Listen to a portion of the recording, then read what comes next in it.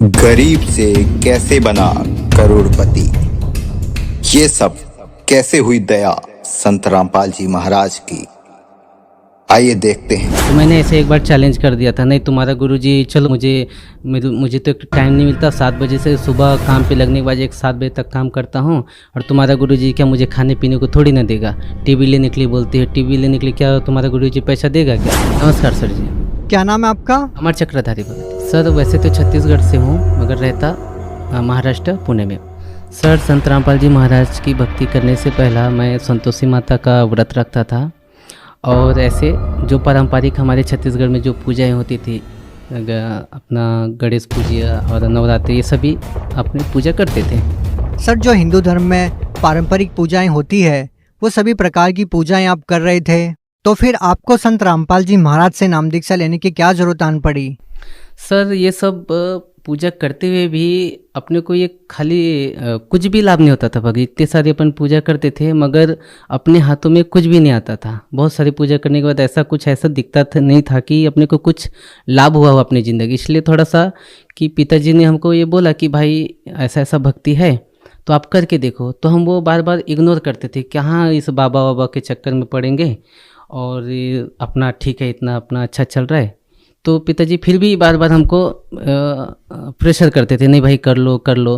तो मैंने ऐसे एक बार चैलेंज कर दिया था, नहीं तुम्हारा गुरुजी चलो, मुझे तो टाइम नहीं मिलता, 7 बजे से सुबह काम पे लगने के बाद 7 बजे तक काम करता हूँ, और तुम्हारा गुरुजी क्या मुझे खाने पीने को थोड़ी ना देगा। टीवी लेने के लिए बोलते हैं, टीवी लेने के लिए क्या तुम्हारा गुरुजी पैसा देगा क्या। तो पिताजी ने भी ऐसा ही बोल दिया कि हाँ क्यों नहीं देगा, अपना गुरुजी सबको देता तो तुमको भी देगा। ठीक है मैं तुम्हारे गुरुजी को देखता हूँ और मैं बोलता हूँ, फिर मैं लेता हूँ यानी कि टीवी, आपका गुरुजी पैसा दिया। तो बाद में क्या हुआ भगत जी, मैंने टीवी ली। भगत जी फर्स्ट टाइम ही मेरे को, जब भी मैंने मेरे पिताजी के बोलने से मैंने वो सब किया, बाद में मुझे 3 लाख रुपए का 3 महीने में ऐसा लाभ हुआ। तब उस समय मैं जुड़ा नहीं था। बाद में मेरे दिल में ऐसे जगह बन गई, यार इतना ये कैसा क्या हो गया। तो बाद में पिताजी ने मैं बोला देखो कितना तुमको अच्छा लाभ होगा, अभी तुम क्या करो, नाम दीक्षा लो और वो भक्ति करो। तो मैं उनको झूठ मूठ का ऐसे ही बोल दिया ठीक है अपन करेंगे। बाद में मेरी शादी तय हो गई। शादी में कैसे भगत जी, छत्तीसगढ़ में मेरा शादी होना था, तो मेरे शादी में 4 बकरे कटना था। 4 बकरे कटना था, तो उसके जितने भी ब्लड है ना, उसमें मुझे चल के हमारा जो कुल देवता है, मेरे पिताजी को तो अलग कर दिए थे समाज से, मगर जो हमारे कुल देवता है उसमें मुझे पाँव में चल के वो निशान करके मुझे कुल देवता के पास में जाना था। तो मैं मेरे चाचा लोग को बोला कि मुझे ये नहीं होने वाला है, आप लोग कुछ दूसरा रास्ता निकालो। तो सब लोग गांव वाले बोलने वाले, घर वाले बोलने लगे नहीं ये तूने नहीं किया तो तू मर जाएगा। तो मैं बोला नहीं मुझे मालूम नहीं, मैं मर जाऊंगा जिंदा हो जाऊंगा, ये मुझे मालूम नहीं, मुझे ये अच्छा नहीं लग रहा, मुझे नहीं करना है। सब लोग ने बोला कि पहले इसका पापा पागल है, इस लाइन में जुड़ने के बाद में अभी बेटा भी कैसा रूखा बात करता है, अभी इसके घर में कुछ तो बड़ा कलेश होने वाला है। मैंने उनको बोला जो होगा देखा जाएगा, आप लोग शादी की तैयारी करो। बाद में शादी तैयारी करने के बाद में भगत जी मैं गांव गया, मेरी शादी हो गई। शादी होने के बाद में मैं अपना फिर महाराष्ट्र आ गया। महाराष्ट्र आने के बाद में मेरे पिताजी फिर फ़ोन करने लगे कि बेटा क्या हुआ है, क्या कुछ तैयारी जाते हैं। तो पिताजी का ज़्यादा ऐसा प्रेशर होने का, तो मैं बोला चलो यार इनका भी कुछ रह जाएगा मान सम्मान, चलो एक बार घूम के आते हैं। तो घूम के आने के बाद भगत जी उधर गए। बरवाला जाने के बाद में वहाँ का माहौल बहुत अच्छा लगा, मगर अपन ऐसे ही फॉर्मेलिटी गए थे। पिताजी हमको प्रेशर करता था, और मेरी भक्तमती को भी बोला था हम नहीं उधर जुड़ने वाले, अपन खाली घूम के आ जाएंगे, इनका भी मन शांत हो जाएगा, अपन को बार बार बोलेंगे नहीं। उधर जाने के बाद भगत जी अच्छा सा लगा, मगर मन भी नहीं हुआ कि जुड़ जाते हैं। बाद में वहाँ का कुछ नियम था कि भाई संत रामपाल जी महाराज से आशीर्वाद लेने से पहला आपको नाम दीक्षा लेनी होती है। मैं बोला यार इतना दूर आए हैं यार, आशीर्वाद ले लेते, चलो झूठ मूठ का ना अपन नाम दीक्षा ही ले लेते, परमात्मा चलो आशीर्वाद है कुछ तो अपना अच्छा कुछ हो जाए बोल के अपन जुड़ गए। चलो जुड़ जाते, देखेंगे आगे कुछ होगा देखी जाएगी। तो मैंने नाम दीक्षा ले ली। नाम दीक्षा लेने के बाद में फिर लाइन में लगा। माइयों की तरफ से परमात्मा आशीर्वाद देते आए, फिर हमारी तरफ से फिर परमात्मा आशीर्वाद देते गए। मुझे आशीर्वाद देने के बाद में भगत फिर माइयों की तरफ में गई आशीर्वाद देने के लिए। फिर भगत लोग पंडा हटा दिए, फिर दूसरा लाइन लगा। उस लाइन में फिर मैं ज़बरदस्ती घुस के फिर एक बार परमात्मा का आशीर्वाद लिया। बाद में मुझे अच्छा सा सुकून अच्छा लगा, ऐसा लगा कि जैसे कि मुझे कुछ बोझ सर से हट गए। ये दुनिया का झंझट ही ऐसा है कि उधर कहाँ मर रहे थे, इधर ही चलो ठीक ठाक है, कुछ लफड़ा नहीं है, यहाँ सब अच्छे विचार वाले लोग रहते हैं। बाद में मैं मेरी भगतमती के पास गया कि यार चलो भाई तुम भी जुड़ जाओ, अच्छा मुझे लग रहा। फिर वो मेरे से झगड़ा करने लगी कि मैं इसी कारण तुम्हारे साथ नहीं आ रही थी, तुम मुझे मालूम था तुम जुड़ने वाले हो, मुझे झूठ मूठ कर लेके आ गए। तो सर, जब आपने संत रामपाल जी महाराज से नाम दीक्षा ली, संत रामपाल जी महाराज से नाम दीक्षा लेने के बाद क्या कोई लाभ भी मिला आपको? हाँ, लाभ तो बहुत सारा मिला सर जी। जब हम लोग महाराष्ट्र आए, मेरी भगतमती प्रेग्नेंट थी। मेरा ये लड़का होने के बाद में भगत जी उनका एक स्तन से दूध आना बंद हो गया।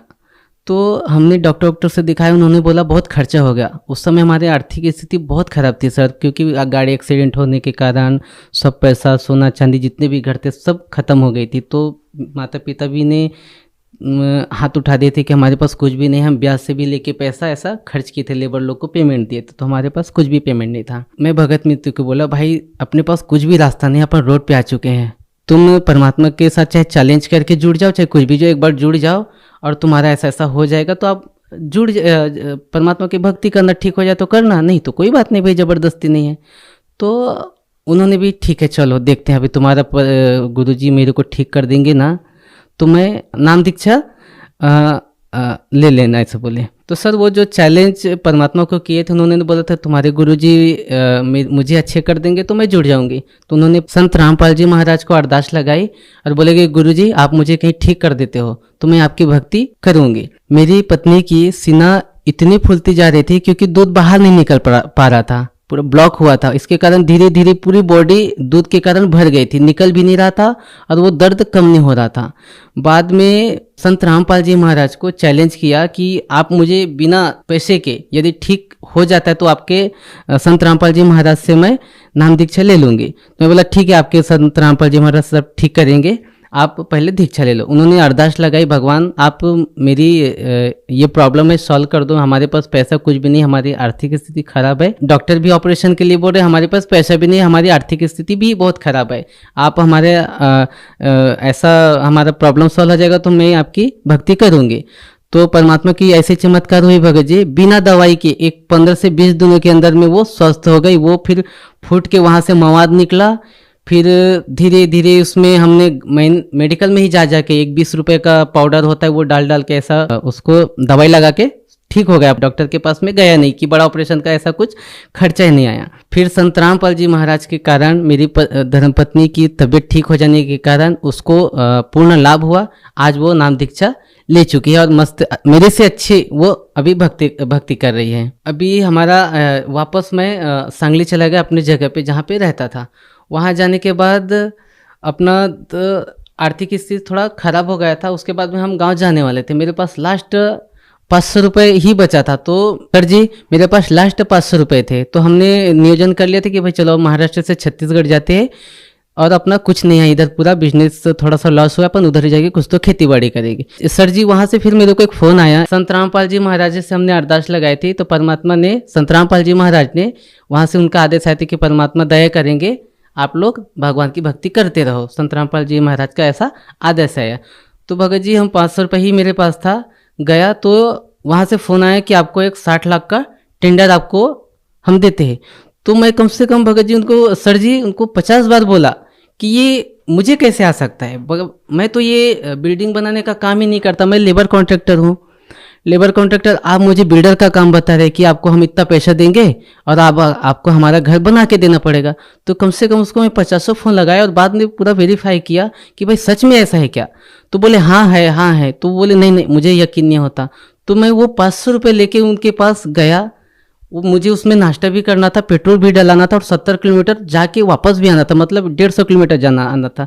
गया, सर जी इतना बड़ा चमत्कार हुआ परमात्मा संत रामपाल जी महाराज की वजह से। मुझे 50,000 रुपये जगह पे एडवांस दिया। मेरे पास सिर्फ 500 रुपये था लास्ट टाइम। जब मुझे 50,000 रुपये दिया तो मेरी वहाँ पे आंसू निकल गए। मैं बोला भगवान ये क्या मेरे पास इतना बड़ा चमत्कार हो गया कि मैं यहाँ का अनजान, मैं छत्तीसगढ़ का रहने वाला, ये मुझे 50,000 कैसे दे दिए, क्या हुआ कैसे हुआ बोल के।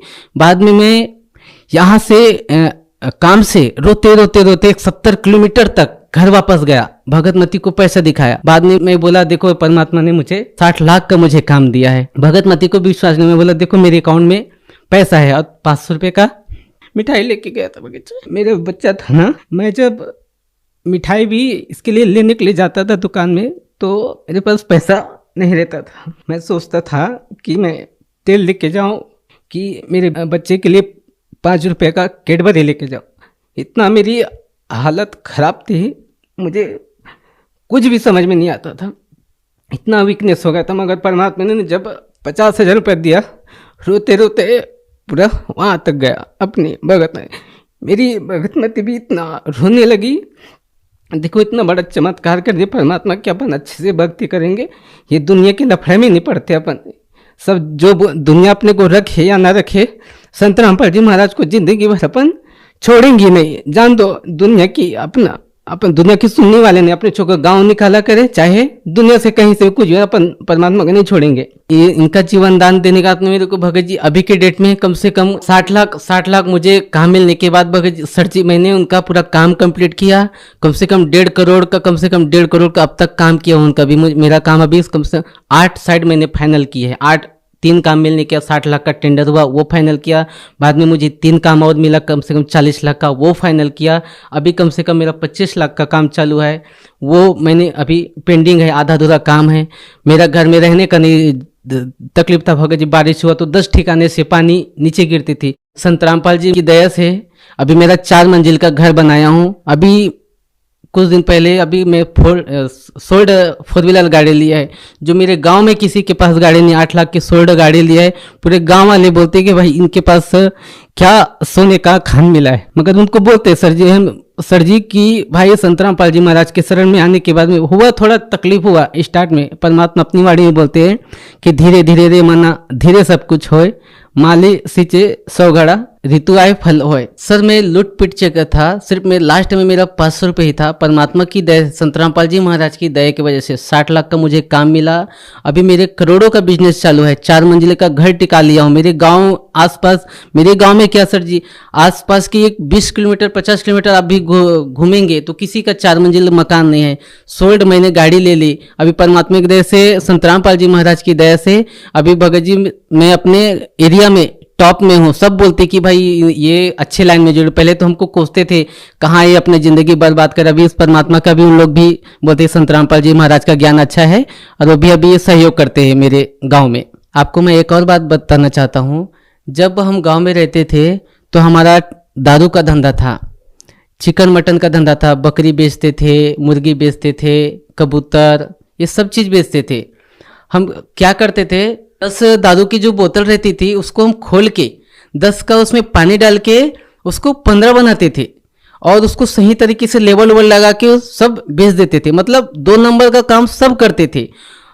फिर सिगरेट पीता था मैं, इतना सिगरेट पीता था कि मेरे हाथों से सिगरेट हटती नहीं थी। जब तक मेरा 2-3 पैकेट 4 पैकेट खत्म नहीं होता था, 12-1 बजे 2-2 3-3 बजे तक जगता था। सर हमको टेंशन आ गई थी कि परमात्मा संत रामपाल जी महाराज के नियम में लिखा था तुमको यही नहीं करना, तुमको शराब नहीं बेचना, कुछ ये बकरी नहीं बेचना, बकरी नहीं काटना, ये नहीं करना। वो तो हमको टेंशन आई कि हमारा घर गृहस्थी कैसे चलेगा। संत रामपाल जी महाराज की दया से अभी ऐसा दया भगत जी, मेरा भी करोड़ों का बिजनेस है। सब धंधा, वो गोरख धंधा छोड़ने के बाद में अभी देखो भगत जी, मेरे एरिया में परमात्मा ने मुझे शिखर पे पहुंचाया। अभी मुझे 1 रुपए की कहीं किसी से हाथ फैलाने की किसी की गरज नहीं है कि मैं किसी से 5 रुपए मांगू या 10 रुपए मांगू। परमात्मा ने मुझे शिखर पे पहुंचाया है। सर जी मैं परमात्मा मैं अपने संत रामपाल जी महाराज के लिए ये शब्द उच्चारण करता हूँ, क्योंकि मेरा भगवान और सब कुछ मेरा संत रामपाल जी महाराज। मुझे तो पता नहीं कि कौन क्या है, मगर मेरे लिए संत रामपाल जी महाराज मेरे लिए भगवान है। सर आप भगत समाज को